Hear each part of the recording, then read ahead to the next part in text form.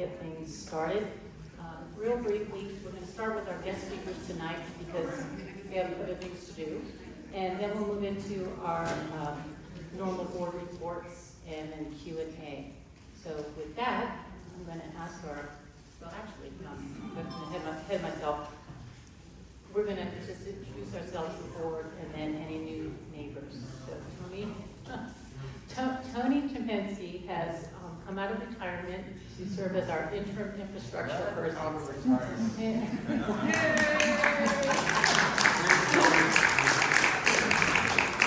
However, we are still looking for an infrastructure person to be that point person, and Tony's absolutely willing to help out, but you know, he's kind of, he'd like to have somebody else take that lead dog position. Hi, Kevin Fitzpatrick, Vice President. Claire Bergeron, President. Denise Price, Membership Director. Pilar Page, Communications Director. John Ferrari, Member at Large. And Ernie is in the back there, our member at large. Okay, real quickly, do we have any new neighbors since March when we had our last meeting? If you don't mind standing up, who you are and where you're from. Yeah, hi, I'm Tim Wolf. This is my wife Ann. We live on Bentry Court, and we moved all the way from Fayetteville.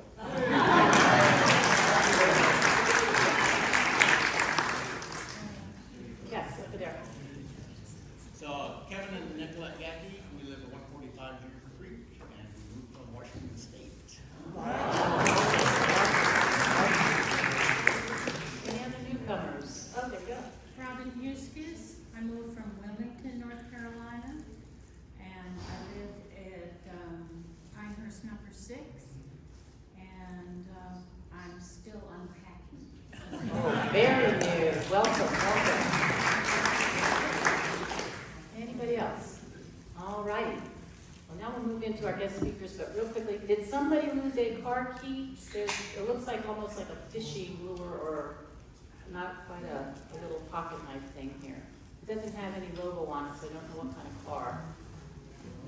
Well, if you find a lost your key, it's right up here. We'll be raffling the car. Okay.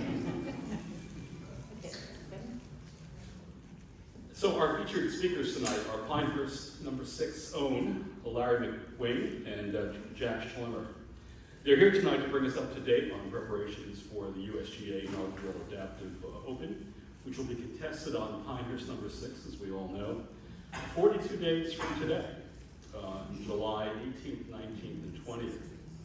Larry will serve as the general chairman of the Adaptive Open, and Jack will serve as championship manager.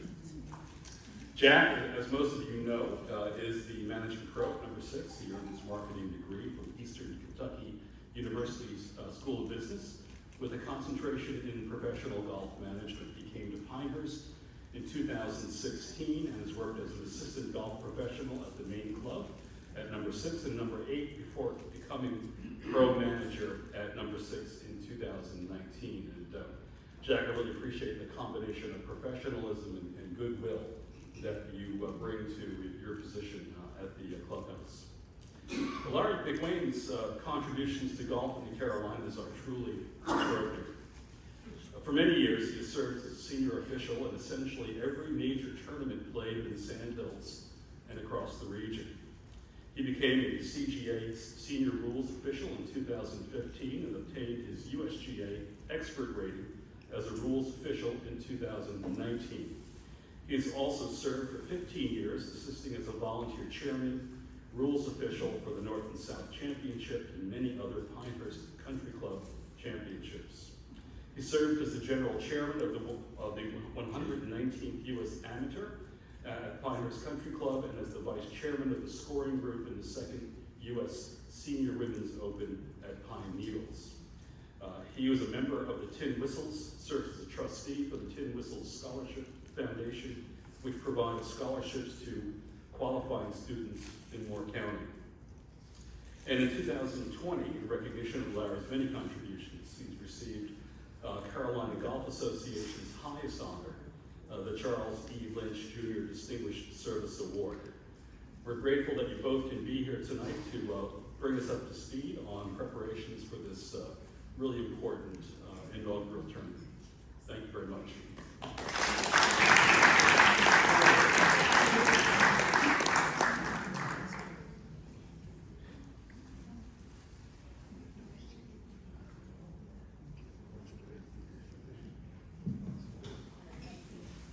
Thank you, Kevin. That's some stuff that I didn't even know there. I'm not sure where you got all that. Your mother told me. Oh, okay. So just for those of you that are new and some of you that have been around a little bit, of course, Pinehurst has quite a legacy when it comes to championship competition in the Sandhills. Just to remind you, we've had the U.S. Amateur Championship 3 times, the football championship, and that was the 3rd one. U.S. Open Championships, and I can't count all those, 3, 4, 5, 6, 7, there'll be 8 by 2047. I'm looking forward to being at that one.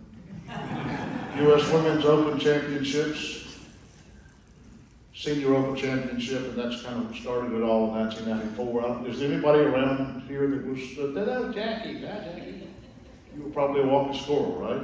Not quite. Okay.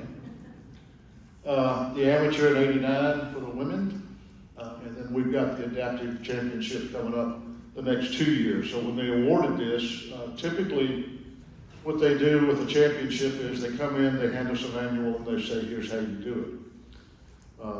The adaptive championship, this being the first one, we get to help them write the book this time around, so they gave us 2 years to get it right. If you notice the logo, by the way, is the same basic logo we had for the 2014. The rationale there, or the reasoning, is that there will be a men's and women's champion at the end of this competition. This kind of gives you an idea of the committees that we'll have working on the days. I know it's hard to read, but we'll start on Friday with player registration. Saturday and Sunday will be practice rounds, and then there'll be some competition rounds Monday and Tuesday, and the championship round occurs on Wednesday.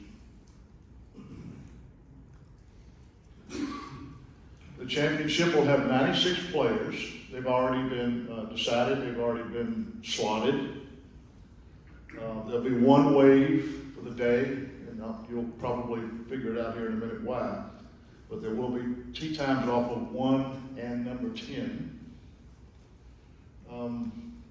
This is kind of messing those up that live at number 6. I know it's messing me up a lot, but they're flipping the 9s. So when we start talking about the 10th hole, is actually the first hole that we're used to playing every day. The rationale, again, is that a lot of these folks like to gather and watch their friends play in these various divisions, which I'll show you in a second. But it gives them more of an opportunity to get around players on the current 9th hole, what we're calling Championship 18. It spreads out more, it's flatter, easier to get to. All 5 sets of tees will be used, which is, as far as I know, it's a first for any USGA championship. Typically, there's 1 set of tees that everybody plays from. Groups will have multiple disabilities within the group. On number 6, if you haven't noticed already, there's already been extensive work done on some of the public bunkers and the public areas to allow access. Just quickly, these are the categories that are laid out for any sort of a disability adaptive type tournament. The USGA picked 8. Arm impairment, leg impairment, multiple limb amputees, vision impairment, an intellectual impairment, neurological impairment, seated players, and short stature. So those are the categories of disability that will be included in this championship, and they're all kind of mixed together. The field, as it stands right now, it's already been set, and I believe it's up on the website. We'll have 14 arm impairment players, 10 intellectually impairment players, 33 leg impairment players, which that surprised me, 1/3 of the field, 8 multiple limb amputees, 12 neurological, 7 seated players, and 5 short stature players. If I recall, Jack, you may remember, I believe there are about 6 from the Carolinas that will be participating that are reasonably local, at least 2 from the Raleigh area, Cary, Raleigh, and 7 vision impairment players. The terminology, and I'll just run through this really quick, to be an arm impaired player, is either above or below the elbow. They classify those types of things. Again, these are all on the website for the USGA if you're really interested in going down those rabbit holes. Leg impairment, above or below the knee, multiple limb.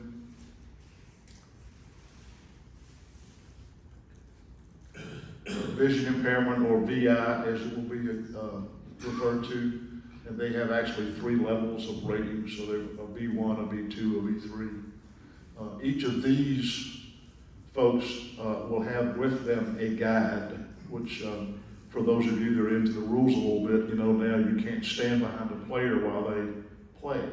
Well, one of the rules that's going to be bent, if you will, is going to be to allow someone to stand behind that player, just so it makes an adaptation of the rule for that. Intellectual impairment, also known, as II,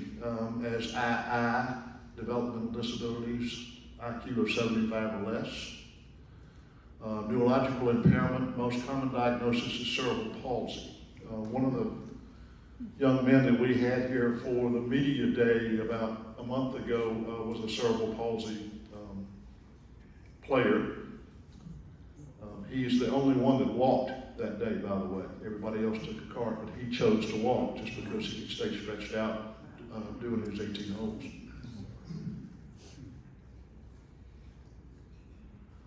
Seated players, I don't know if you read it recently, but Dennis Walters, I don't know if anybody's seen him do his exhibition, sits on a cart that rotates the seat. He's paralyzed from the waist down. Trick shot guy, 71 years old, he's entered in the competition.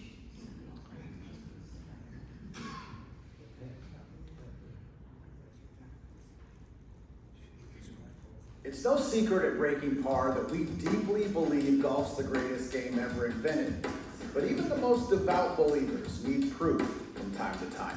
Welcome to the U.S. Disabled Golf Open 2021.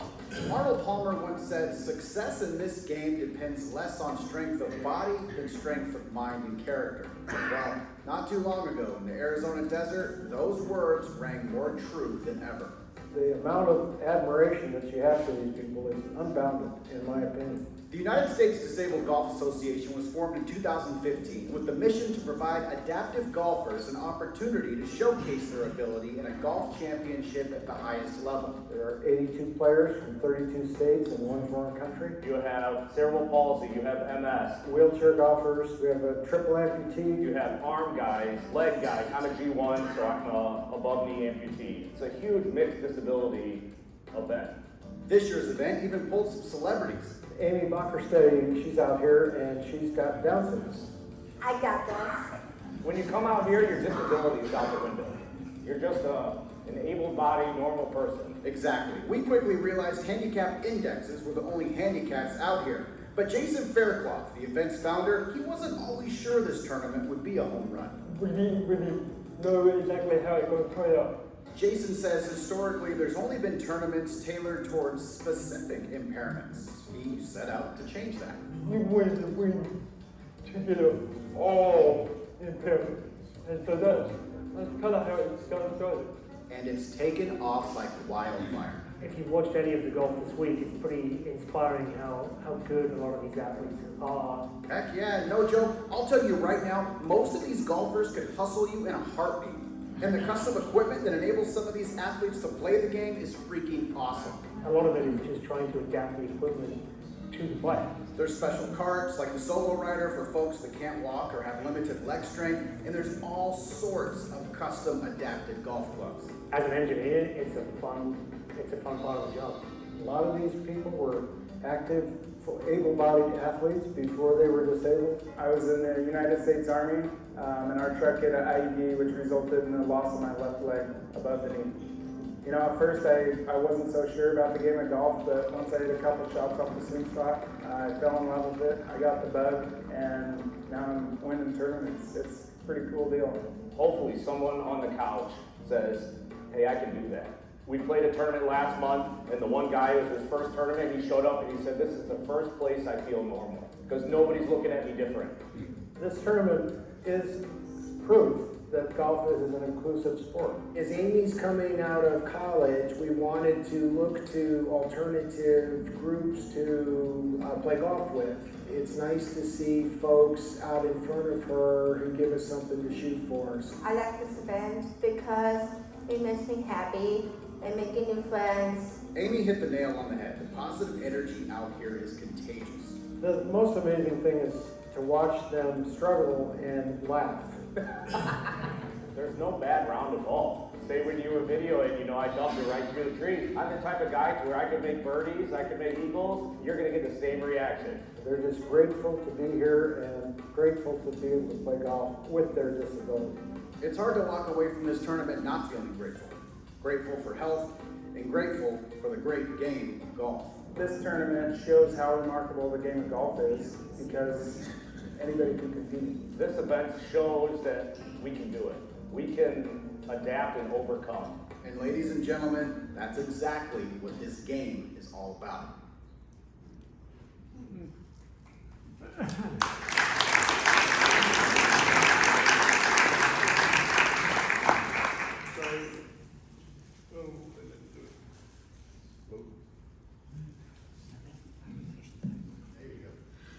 Five people that were in that video are actually going to be in the field here. Amy Blackstock that was in there, I don't know if you remember her from the Waste Management a couple of years ago, that's where that We Got This came from. She's entered in the field. Craig Pfeiffer is also entered in the field. He almost beat Annika this year, the first tournament in Florida, I think, that had the Pro-Am deal. He was here doing the media day, so several others that were in the video will be here. Our volunteer profile, just for your information, we have 407 total volunteers. We have signed up in 9 days. 347 from North Carolina, 74% are local. 36 from South Carolina, we got 4 from Virginia and Florida, a couple from West Virginia, Pennsylvania, Maryland, and Massachusetts, and 1 from Georgia, Kansas, Missouri, New Jersey, Ohio, Texas, and I have no idea how they found out about it. I'm going to turn it over there to Jack. Thank you, Larry.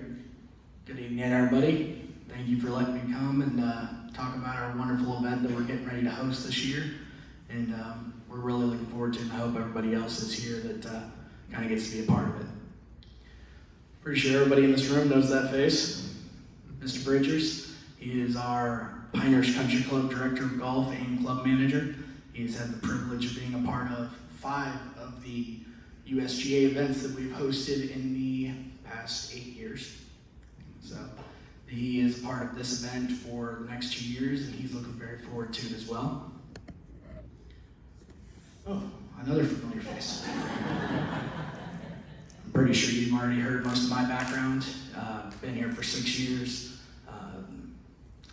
Just been a pleasure to be here and get to know a lot of you guys and be a part of your guys' country club.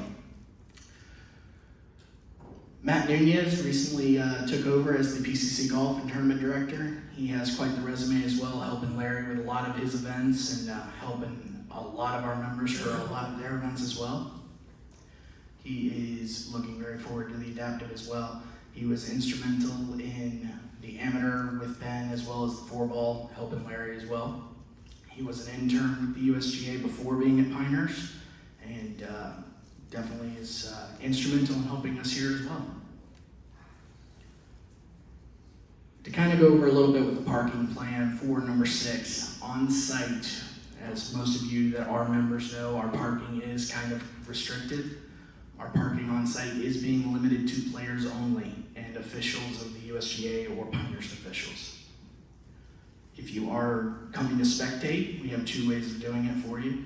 We have spectator parking being held at the Old Hall of Fame lot, where we will show you in. The Old Hall of Fame is located outside of the secondary entrance of course number 7. So we will have shuttling in from there. The other way that we are encouraging spectators to come attend the event is if you have your own private golf cart. We are going to provide a cart corral parking that will allow you to bring your private cart over and park there. There will be limited access on course with your private cart if you do live in the neighborhood. We will ask that you primarily stay closer to the roads, or if you are going to enter onto the golf course, exit at your nearest point. This site plan is probably confusing to anybody that has not clicked on it or had a chance to see it. A lot of little points. The USGA is actually going to be taking over the clubhouse and all the infrastructure there for this event. There's probably too much to kind of explain on this without being able to click on the buttons. But that is kind of how all of this event is going to be taken up. Let me see here if I can look at this real quick.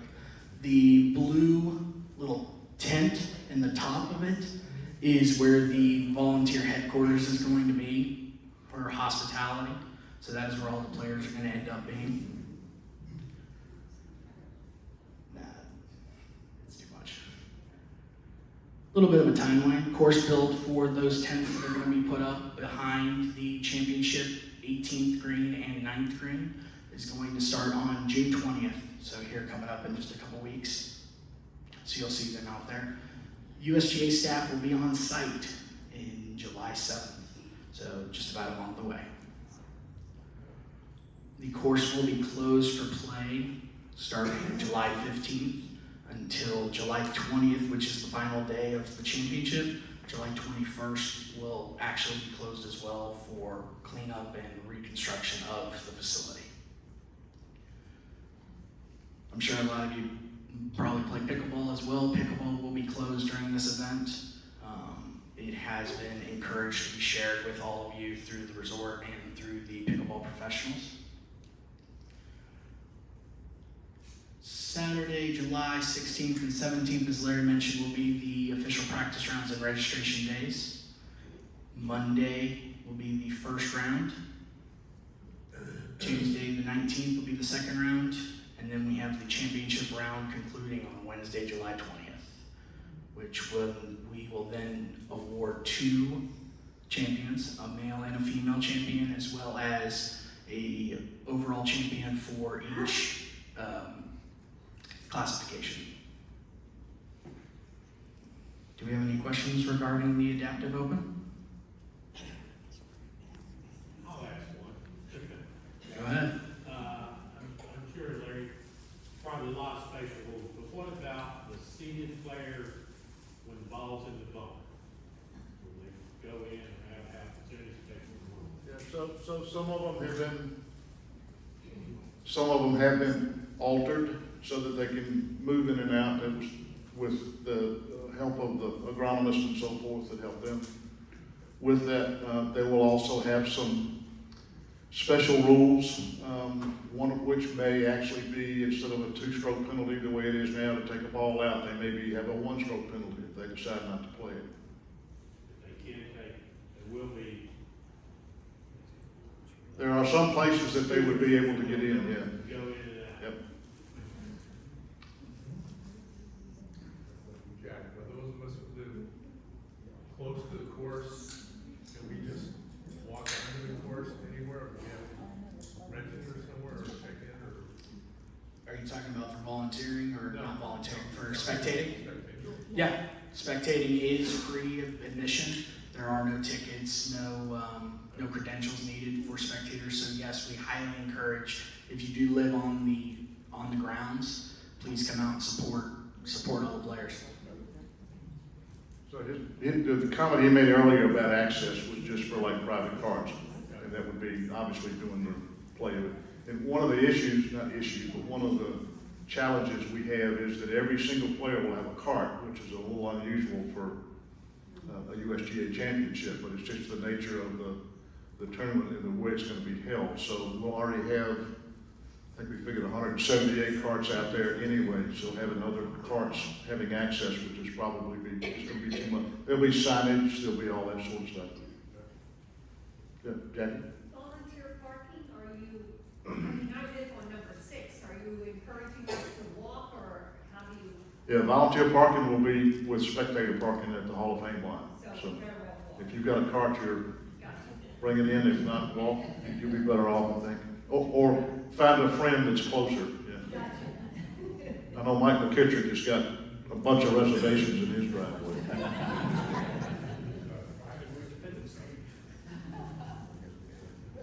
If nothing else, I think the one thing we'll leave you with is as you heard the gentleman say with the prosthetic leg, don't treat us any different. We're just golfers. If you happen to encounter someone or you're up against it, just ask them how you can help, just like you would anybody else. Is this going to be televised though? Thank you for bringing that up. The media presence will probably be pretty intense. There will be a broadcast compound, we understand. NBC, I think, is going to be doing, I'm not sure if they'll be televising live or doing the clips and having that sort of thing, but there will be a presence. I mean, it's the first. Larry, how can we as a community association be of help to make this as successful as possible? Right, I think just be a community. That's what these folks are. They're just like anybody else in this room. They just happen to have something that's a little bit different from everybody else. Just wish them luck. They're golfers. This for a lot of them will be the first true competition that they've had. So just respectful of the golf course, respectful of the competition. I know that you all have developed some signage and stuff, which I think is great. If those were out to encourage players, that would be wonderful. Thanks for having us.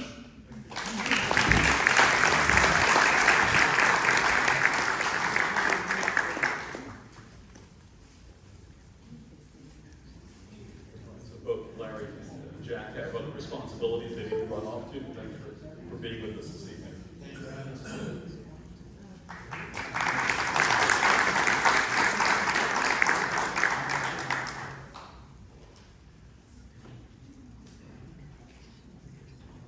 All right, we're going to move right into our board reports, and we'll start with our membership director, Denise.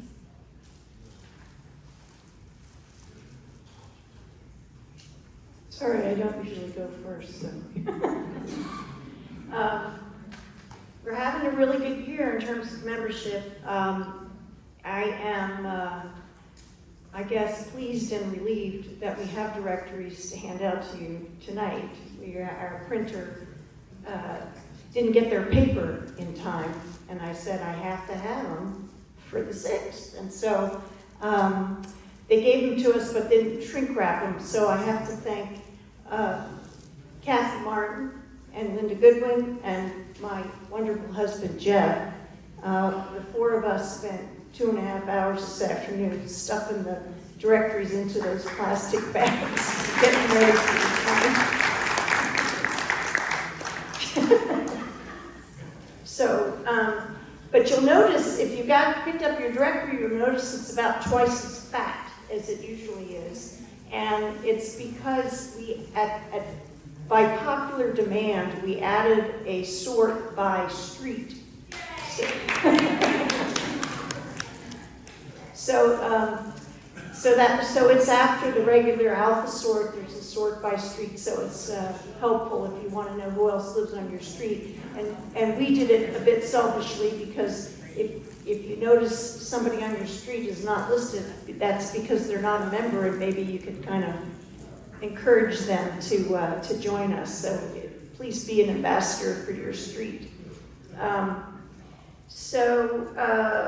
We will, for those obviously that didn't pick theirs up tonight, we'll be delivering them throughout the neighborhood, but we appreciate that so many of you were able to pick them up, so it lessens the load on our volunteers, which, by the way, we need volunteers to help distribute directories, so if anybody's interested in helping us out, we would appreciate it.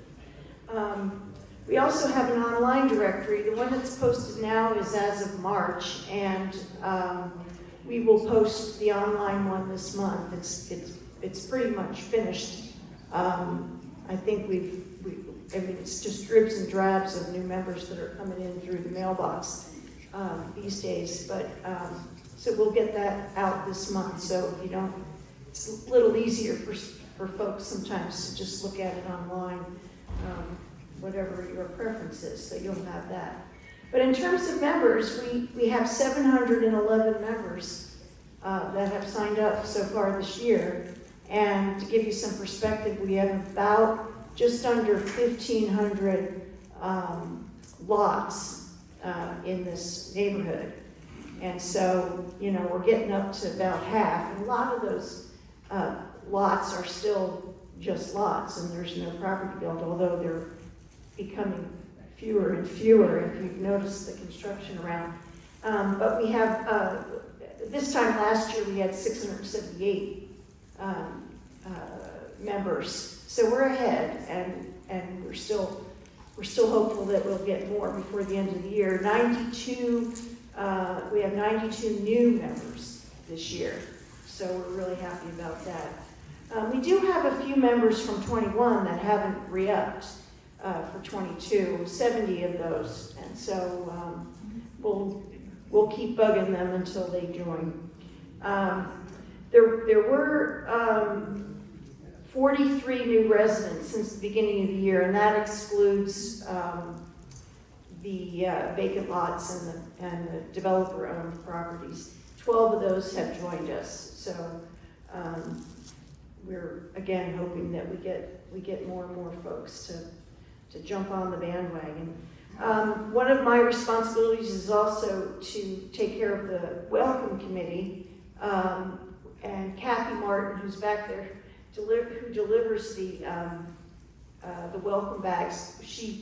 She actually has a committee of folks that help her do that, but she orchestrates it and has done a fabulous job getting the welcome bags delivered, and we need more volunteers. We've had a few people on Kathy's committee that have retired, so to speak, so if anybody's interested in being part of that group, you know, please let Kathy know. I think that's pretty much all I have, although I want to say a special thanks to Linda Goodwin also, who, without her, I couldn't do this job. She manages the database, so when you send your membership information in, Linda's the one that enters it into the database, so it's kept up to date, so we know, you know, what's what. And whenever we get new property sales and transfers in the neighborhood, she also gets those off the county site and she updates our database. And so she does a fabulous job of doing that and hardly ever complains about it, right, Linda? So I'd like to say thank you for those two. And that's all I have, unless you have any questions. Again, thank you for becoming members. We appreciate you. I'll be giving the treasurer's report. Leslie is out of town, and so it will be brief, but financials will be posted under the members section on the website, so you can look at the detail there. Basically, all bills are paid. We have $4,607.93 in checking, and in the money market account, we have $79,820.84.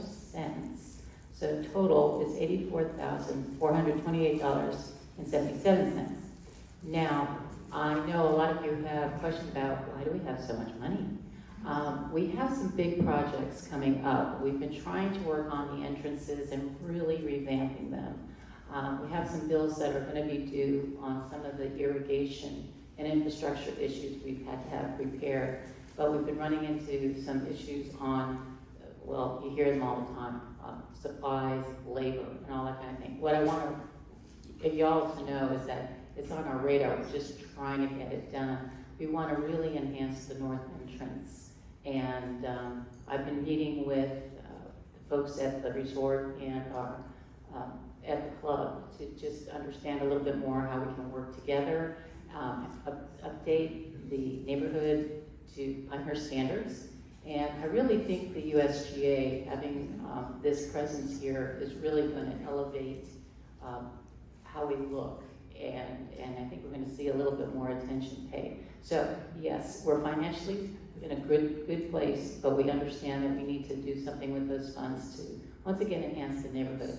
And we'll be hearing from John a little bit more about an upcoming project that we hope will be of interest to you all. So he'll be talking about that in a couple minutes.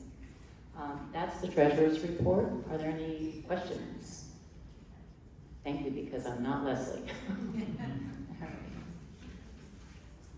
Pilar?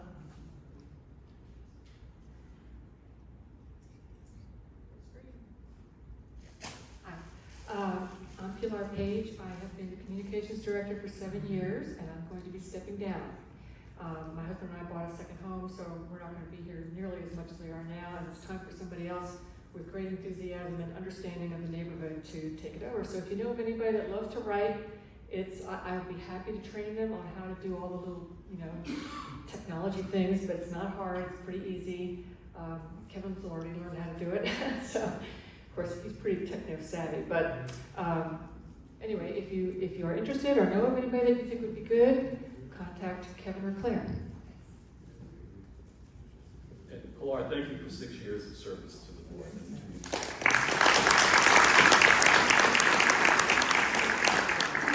We're going to miss you. All right, Tony, our interim infrastructure director.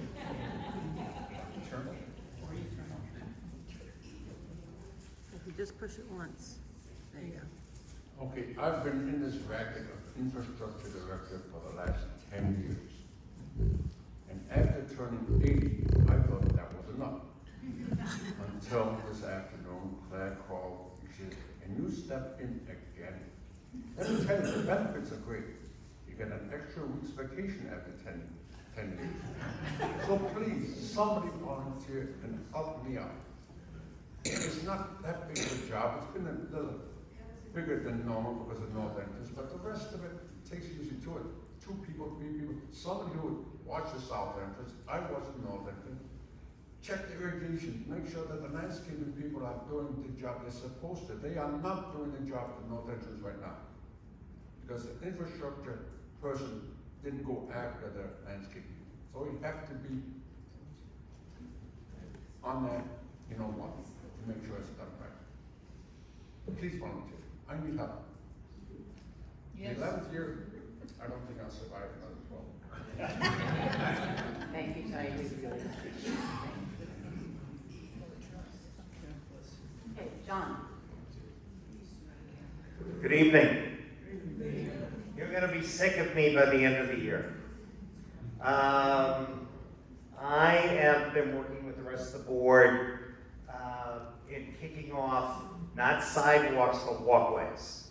So you won't hear the term sidewalks, it's all walkways. And we may have an opportunity to kind of jump up ahead where we thought we were going to be and get in the budget for next year. So everything is being accelerated. So what the plan is in order to get your input as members, as well as subsequently getting an overall input of the residents, we're going to be sending out a survey this week to help identify the roads where you would like to see a walkway. And obviously with the multiple miles of roads in number 6, can't do everything. So we're setting up the priorities. Where are we going to start? And then kind of roll through it. One of the nice things, again, going back, is as of right now, no one else is in the queue for 23. So don't mention sidewalks or walkways to anybody else in Pinehurst. Because we don't want anybody to find out and jump ahead of us. So the survey will go out. We've identified 3 streets based on the comments that have been received already. have listed those, Juniper Creek, Scioto, and Deerwood. And then there's space for you to add streets you want to consider and also rank the streets. We're requesting that you get it back to us the 24th of this month. We're going to turn it over to the village on the, right after, just before 4th of July weekend. They will be sending out in July a survey to all the residents and property owners that will basically be addressing the streets that you've had the chance to identify and rank. And then asking additional questions such as materials, etc. So we're trying to keep as short as possible what we're sending out, because we don't want you to look at what's coming from the village and say, didn't I fill this out already? If all goes well, it'll present it in August to the council and be incorporated in the 23 budget. No guarantees, but that's what we're hoping for. And I just wanted to touch on, if I've got a couple of seconds to touch on, somebody had a question. I was asking questions. Somebody had a question at the last meeting about if it's on my property. Was that person here? Just so you know that if the walkway is on your property, there's no duty of you to maintain. The town has to maintain it. Obviously, if you create a hazard, whether it's you as the property owner or somebody else, you know, you may be liable for that. But if you see something, your obligation is to call the village and let them know. But you have no obligation to repair, etc. Yes. I'm concerned about mailboxes. All our mailboxes are right out of the road, so our mailman can just put his arm out. If you have a sidewalk there. Well, it's not a sidewalk, it's a walkway. And it will be basically behind the mailboxes. Yes. Yeah. Now, what you have to realize is from the center, through most of number 6, from the center of the street, 30 feet in each direction is public right-of-way. So, since the street is probably most are 20 feet wide, that leaves 20 feet on each side.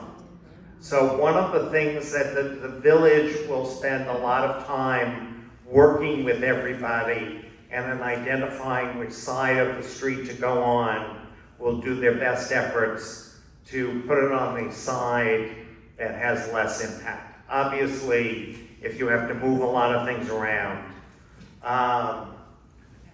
it's an issue, but this is your chance. Kevin added on the survey, which was great, do you want walkways? So, you know, we're starting with the yes or no, and also on the village survey.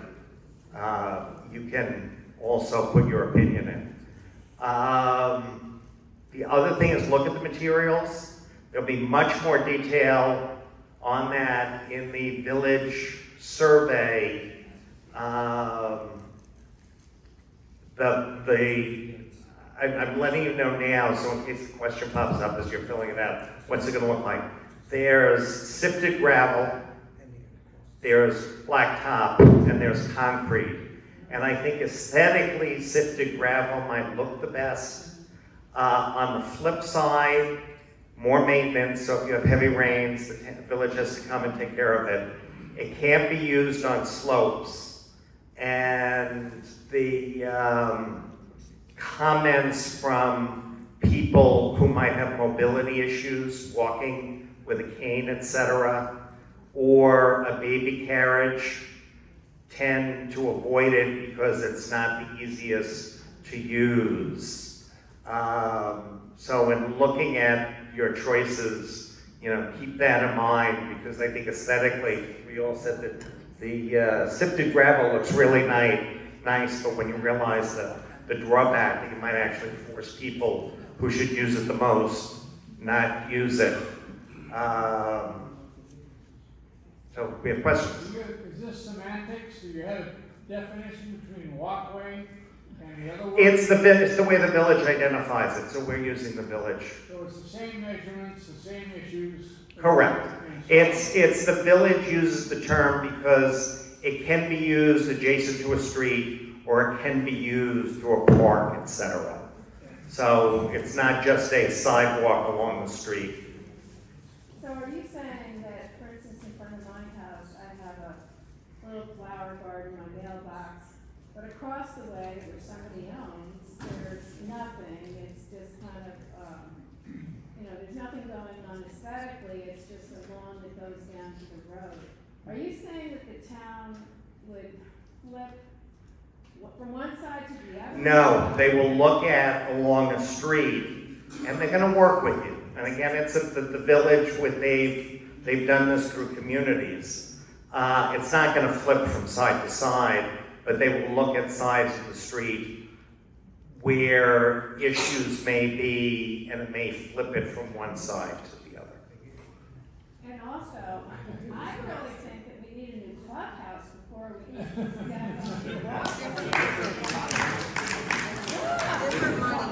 Well, I will add on that, Yeah, village that's doesn't. a different budget. Yeah, different budget. Back on the left.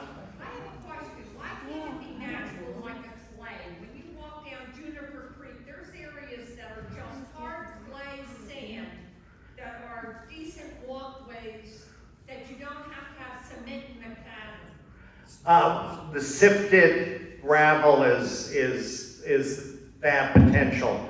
Every walkway, because the village is doing it, has to meet ADA requirements. So there are certain materials, and again, if you have questions, the village is the expert on this. But it has to meet those requirements, and if a material is not already approved to meet ADA requirements for that usage, it can't be used. If it was something you were doing your own sidewalk, you could do what you want, but the village is restricted on what they can do. So you're telling me that if somebody that is in a rider kind of carriage that is taking them down, that they can go on that material and it'll be fine? It's all the explanation of the materials in the application is through the village. I'm helping you define it, and they're the experts and they're the people to ask when it comes to materials, which side of the street, etc. Just wanted to get in the back of your mind that it's coming. Gentleman back there. You know, I'm sorry, I missed the last meeting. Maybe you describe what precipitated this. What problem are we solving after all the surveys of no streetlights, no sidewalks, don't need them? What have we had people run over? What's going on? I'll handle it. Over the last few years, and maybe COVID was a driver on this, a lot more people were taking to the streets for walking and exercising and socializing. So that was one of the things. It's a safety issue as well.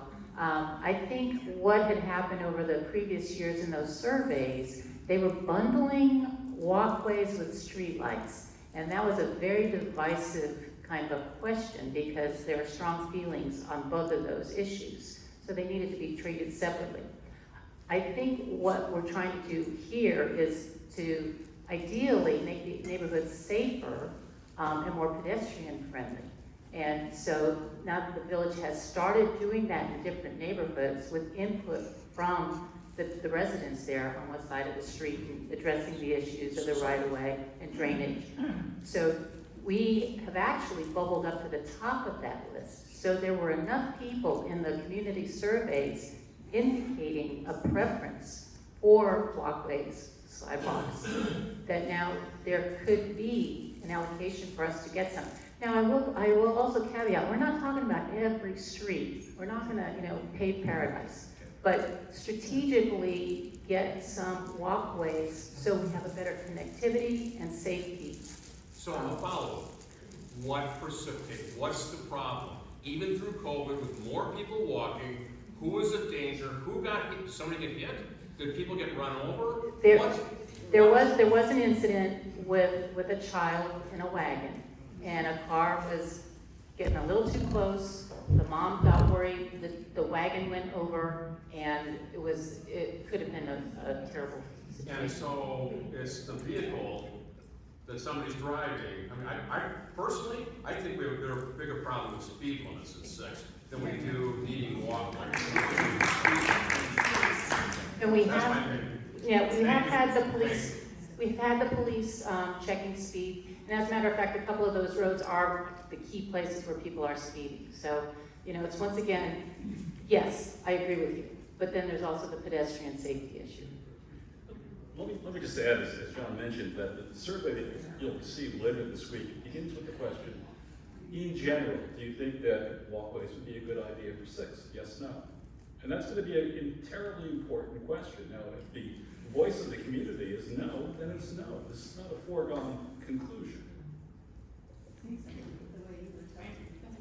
I would urge us to vote no. I think this is a tremendous use of real estate and a tremendous expense that's unnecessary. Thank you. Yes, go ahead. How would you be impacted, say you had like curbscape along your driveway, and they decided to put the path on their side? How would that work? And what would they do? They would have to accommodate whatever is set up there. So if you have any kind of, So they wouldn't take the curbscaping out, how would they? I'm not sure, but I'm thinking a cut. They would cut the curbscaping? Yes, they'll cut you see it in Village Acres, they'll cut the curb, and if you have a concrete driveway, they'll blend it in with the curb. If you don't, they'll still cut that curb. Because we had a problem when they paved number 6, we're on Riviera and Peachtree. We got so much water down off the golf courses on Peachtree that 3 times it washed our entire driveway out. So we put curbscaping in there to maintain the driveway, we have a gravel drive. So if they take the curbscaping out, then every time we have a really good rain, our whole driveway is gonna wind up in the storm sewer. So what do they do about something like that? That's a good question. We'd have to ask the village. How do they handle that? And I will tell you, if you go through, now Village Acres, that's a concrete sidewalk that they put in. Over on Burning Tree, they're installing a different kind of material. But that would be a good question. There is, I believe it's your email address on the survey. Fire the questions to John, and those are the things we'll bring up to the village. And like Kevin just said, maybe there is not an appetite for any kind of walkways. So just please, answer the survey. Yes. I have a question just on maintenance, because where I live, I have a rotary. It's taken them 2 years to come and work on the landscaping on the rotary. How are they gonna do the sidewalks? I mean, pine straw drops, are they gonna come once a week, twice a week, It's once a month? all questions for the village. I have found that in a safety concern, the village is very responsive. I'll give you an example. In front of my neighbor's mailbox, there was a hole in the street where actually a cable was becoming exposed. And I kept on looking down, and it was getting worse and worse, and decided to call, and they were there the same day.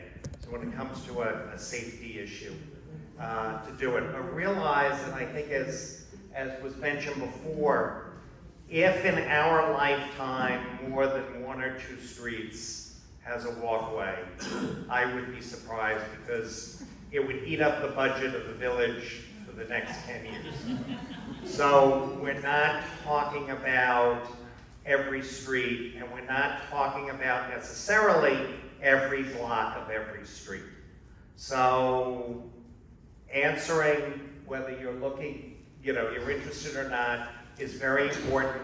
If the response comes back, the majority say no, we won't go any forward, and we'll let the village know.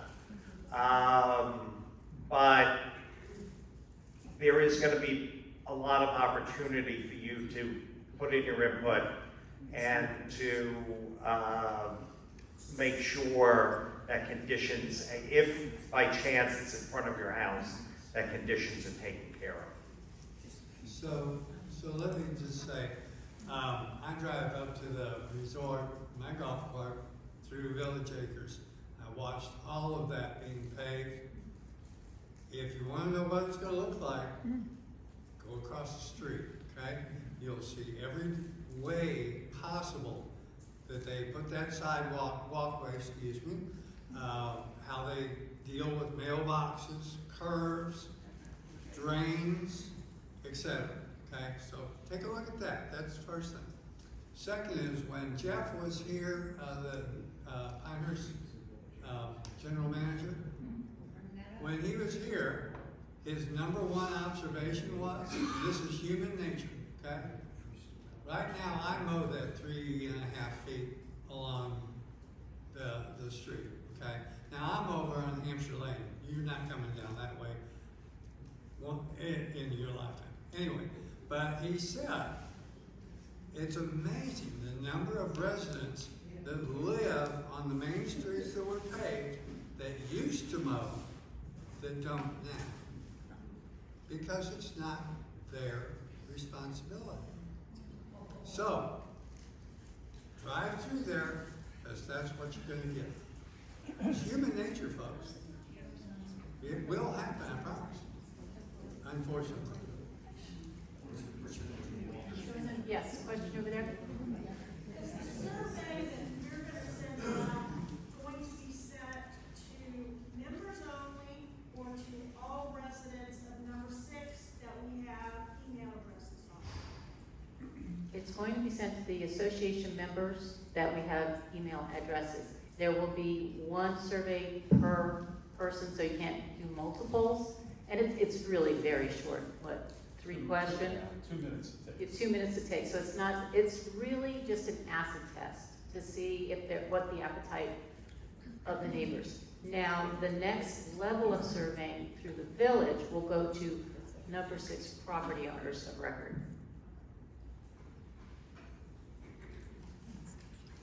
Any other questions? It's a hot topic. All right, please take the survey. One more. Oh, yes. You know me? Yes. I have a complaint, it has nothing to do with these walkways. It has to do with the tag sale signs that have been in front of the number 6 entrance, that have been there for weeks, and there's no tag sale at that house. And nobody's taken the sign down. Oh. Now. Is there a phone number on the sign? There were 2 tag sale signs when I came in yesterday. I know what the house is because I went driving by to look where it was, and there was no tag sale going on. But they've left the tag sale signs up there. Okay, is like the tag sale is on a certain date, and you can pull them if the date is passed? Oh, yeah. Yeah, just, But Yeah, I'm gonna pull them I don't off, want to but drive in and change go out the back sign. out and stand in the street and do that. Somebody should. yeah, that's just,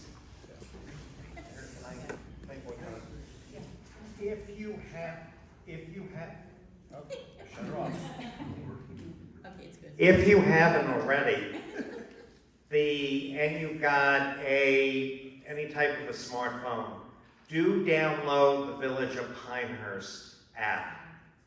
That you would be shocked at what's on it. And talking about the signs as an example, you can actually go in and report the sign. You can also pull up a map and it'll show you kind of open issues on a map that have been reported by your neighbors and what the status is. So if it's the best way, if you have an issue, to report a problem, because it also, well, if you send a general email, it goes through someone and then it goes allocated out. When you use the app, it'll ask you the subject and it'll go directly to the right individual in the village government to do it. So really do download it, you'd be surprised. And if you have a question like, why haven't they taken care of X, Y, Z? You can actually look at the map, and if it's an open issue that has been reported, it'll give you the status of what's going on. yes, ma'am. This is another issue. And we talk about safety, it's people walking on the golf paths. I mean, last week I saw a woman with a baby carriage walking down the golf path, and there was a ton of golfers coming through, never looked back, and she just strolling away. I mean, what do you, it seemed like there used to be more marshals in the past. And nobody seems to be, Yeah, I can't address that one. Which might be a good reason to get walkways, get them off the cart. I would like to say, we've had that, especially during COVID, we had a lot of that going on, baby carriages, everything on the go. And we sent out several notices, but of course, our communications only go to members, and people that are doing this are not members, you but can the tell golf, them. the Pinehurst should be doing something about it. Well, we don't control that. Doing something about it. But I did bring it up to someone that's part of the golf community, and they said, well, we just don't have enough people to monitor the situation, is the feedback.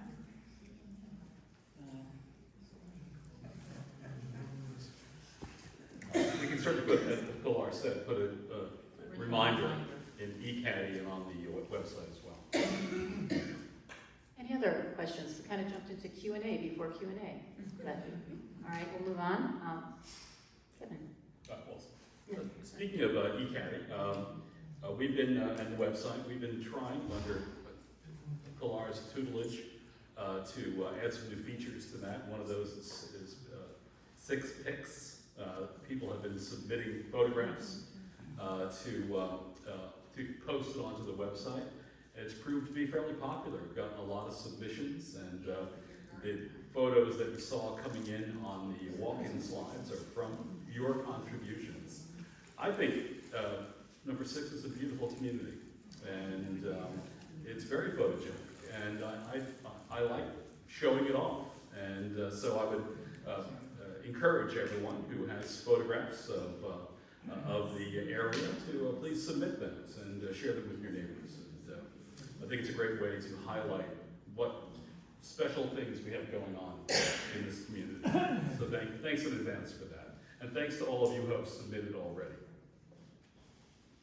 In addition, our eCaddy, I don't know if you all noticed, but we have the monthly calendars in there, and I've even printed them out, so you can follow along what kind of events are going on at number 6. So when you see folks, walking on the fairways playing golf, you'll have an idea of what kind of groups are out there. So of course, there's July, and then in September, and I think, I'm not sure, does it go through? End of the year. End of the year, okay. And then you can print out the calendars as you need them. And I have to thank Kevin, he's really done a great job of enhancing the eCaddy. We have a 80% open rate now, so yeah. And please take note of that. And you'll see the eCaddy coming out tomorrow, Wednesday? Well, if you want By the end of the week, never mind. All right. This week with the questionnaire, and it'll be specifically devoted to the issue of the walkways with some explanatory information that reinforces what John has communicated today. All right, we'll move into the President's report. Real briefly, we've touched on a lot of things. First of all, Pilar, thank you so much for all your work all these years and just your good advice. And enjoy the western part of the state and come back a lot. We are going to be going into the nominations for board members, and that will take over in January. We obviously are looking for Pilar's replacement, an infrastructure. I think there are a couple of others, and also our committees. So what we're trying to do as well is restructure the committees so that they are grouped by activities and will be reporting to a specific director. We've kind of reviewed things, and we have a lot of extraneous things that can be grouped together. The other thing I want to mention too, with our volunteers, they're very project oriented, so there's not a lot of time along the continuum, but maybe a day in a quarter or something like that. So just think about if you have any free time and the things you like to do that you might want to help out with, and see if any of your neighbors want to help. I do want to report from Mark McLaren. We had 10 volunteers and picked up a total of 11 bags of trash. I believe that was June 1, yeah. So we'll be posting some information on the ECAT about that. We have a new person, Janice Flower, who joined the Adopt a Highway Committee, which is great. Let's see, and there's that. And there's that, I think that's pretty much everything I had to report on. And that our next meeting will be September the 12th here at 7 p.m. Are there any other questions or concerns? Oh yeah, the volleyball. Yes, thank you, Jen. I even have that up on my phone, ready to forget. Okay. The volleyball is confirmed for December the 3rd. The committee is finalizing the menu. It is at the club. We are doing it solo. We're not doing it with the newcomers. Thank you. God, total blank. The tickets will be on sale by our next meeting, and we'll likely have more information in the eCaddy as the summer progresses. And is that everything? Everything? Okay, good.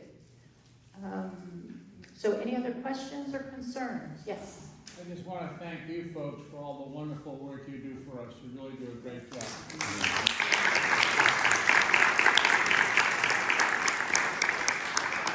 We're always open to suggestions. Seeing no other questions, I guess we can adjourn. And thank you very much for attending, and we'll see you soon.